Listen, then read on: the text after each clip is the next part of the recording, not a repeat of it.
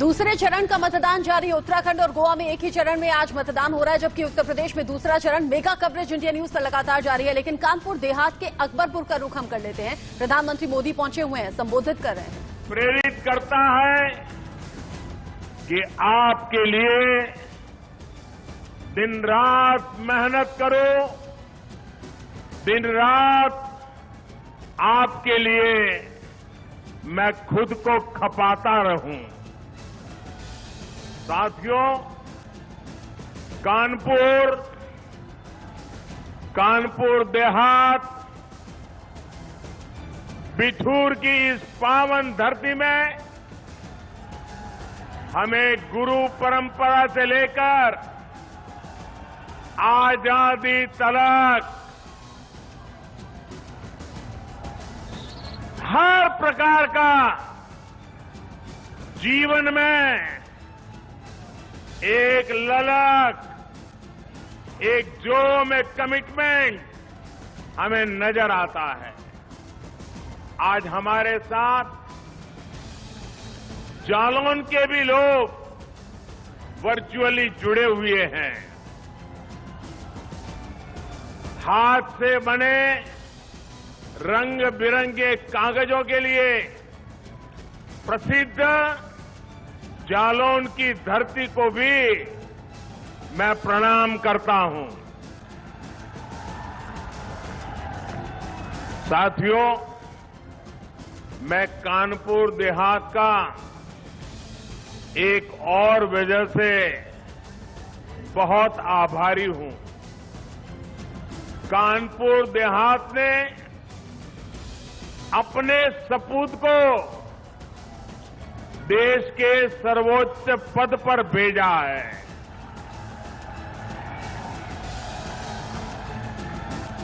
मैं जब भी हमारे आदरणीय राष्ट्रपति जी से मिलने जाता हूं तो वो मुझसे आप लोगों के बारे में, कानपुर देहात जिले के जीवन के बारे में इतनी बातें बताते हैं, उनके दिल में आपके लिए जो प्यार है वो उनकी बातों में आसानी से समझ में आता है। साथियों,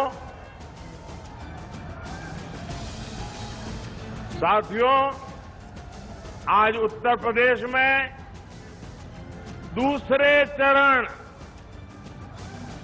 और उत्तराखंड में और गोवा में मतदान हो रहा है। मैं सभी मतदाताओं, विशेषकर फर्स्ट टाइम वोटर्स से आग्रह करता हूं कि ज्यादा से ज्यादा संख्या में वोट देने का उनका ये पहली बार मौका, उस मौके को जाने न दें, ताकि अपने जीवन में उनको याद रहेगा कि कितनी छोटी उम्र में पहला वोट डाला था। आज उत्तराखंड में भी चुनाव हो रहा है, आज गोवा में भी चुनाव हो रहा है, और अब जब गोवा में चुनाव हो रहा है तो मैं देश के मतदाताओं के सामने, और विशेषकर जहां चुनाव चल रहा है वहां के मतदाताओं को भी एक बात से अवगत कराना चाहता हूं। मैंने कल गोवा के एक अखबार का इंटरव्यू देखा। देखिए, चुनाव गोवा में चल रहा है और टीएमसी, ममता बनर्जी की पार्टी, उनके एक नेता, उसने गोवा में वो चुनाव पहली बार लड़ रहे हैं और उनको पूछा गया कि यहां आपकी पार्टी का कोई वजूद तो है नहीं, आप यहां चुनाव लड़ने क्यों आए हो? तो उन्होंने क्या जवाब दिया? वो जवाब देश के इलेक्शन कमीशन के लिए भी गौर करने जैसा है। हिंदुस्तान के मतदाताओं को भी गौर करने जैसा है और मेरे उत्तर प्रदेश के मतदाताओं को भी गौर करने जैसा है। क्या जवाब दिया? बंगाल की टीएमसी पार्टी जो गोवा में चुनाव लड़ने गई है, वो कहती है हमने तो उस पार्टी से इसलिए गठबंधन किया है क्योंकि हम गोवा में हिंदू वोटों को बांटना चाहते हैं। आप देखिए ये हिम्मत, क्या ये लोकतंत्र है, सेकुलरिज्म है क्या? आप खुलेआम कहें कि हम हिंदू वोटों को बांटना चाहते हैं, तो आप किसके वोट इकट्ठा करना चाहते हो? ये भेदभाव, क्या ये भाषा लोकतंत्र की है क्या? मैं गोवा के मतदाताओं को कहना चाहता हूं, ये मौका है इस प्रकार की राजनीति को दफना देने का।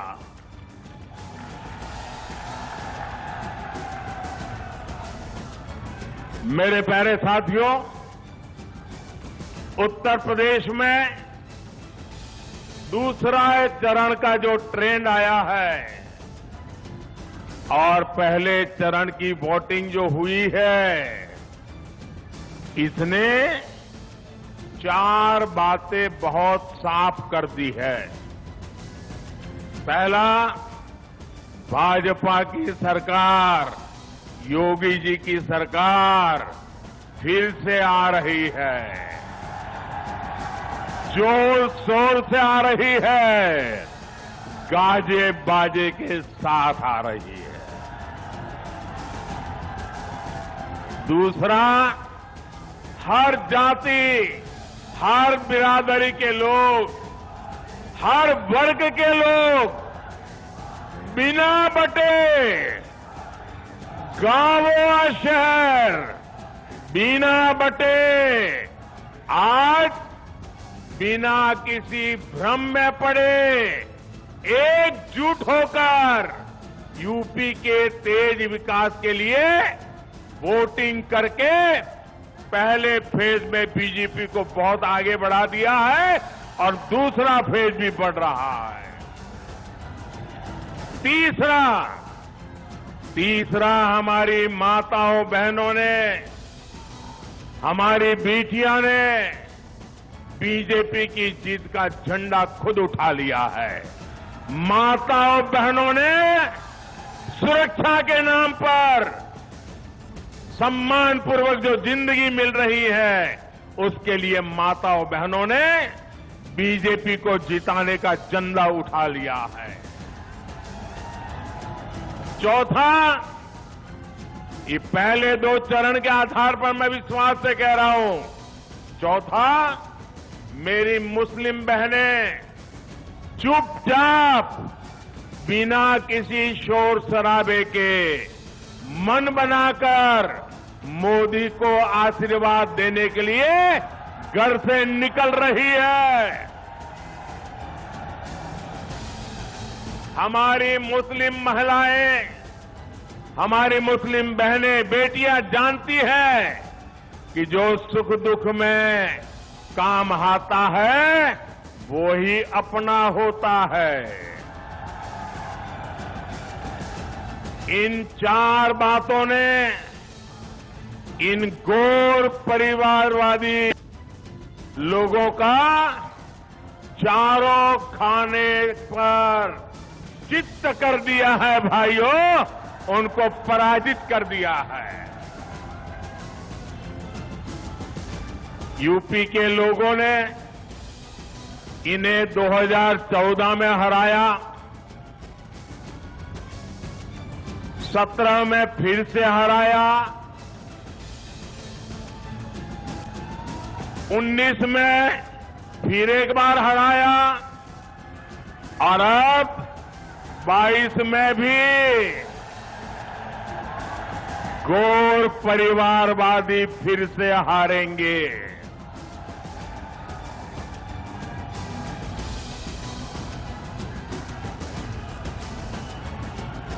इस बार उत्तर प्रदेश में इस बार उत्तर प्रदेश में रंगों वाली होली 10 दिन पहले ही मनाई जाएगी।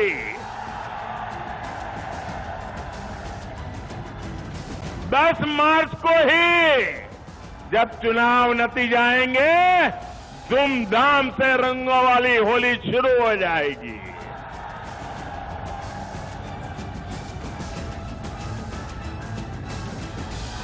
भाजपा की प्रचंड जीत की खुशी मनेगी।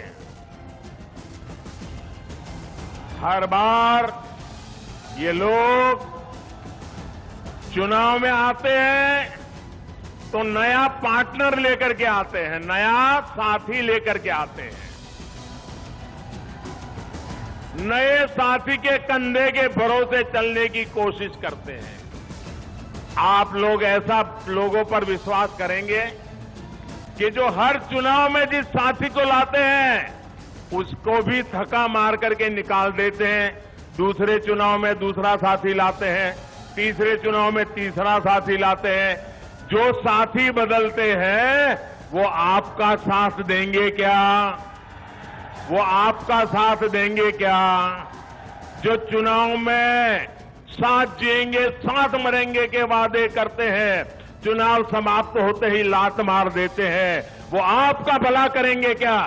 अरे जो अपने साथियों पे भरोसा नहीं करते वो आप पे भरोसा करेंगे क्या? आपका भला करेंगे क्या? आपको साथ देंगे क्या? तो ऐसे लोगों पर हम भरोसा कर सकते हैं क्या? ऐसे लोगों के साथ हम चल सकते हैं क्या? जो सिर्फ गोर परिवार का भला करना चाहते हैं, वो कभी हमें के युवाओं का भला करेंगे क्या? यहां की माताओं बहनों का भला करेंगे क्या? यहां की बेटियों का भला करेंगे क्या? और इसलिए भाइयों बहनों, मैं आपसे आग्रह करने आया हूं, सारी समस्याओं का समाधान विकास में ही है। हमें विकास के रास्ते पर चलना है।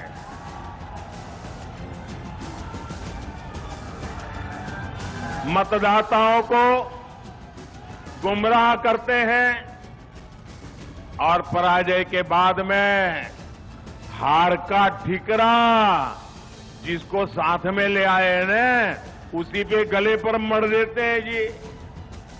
आप देखिए 10 मार्च के बाद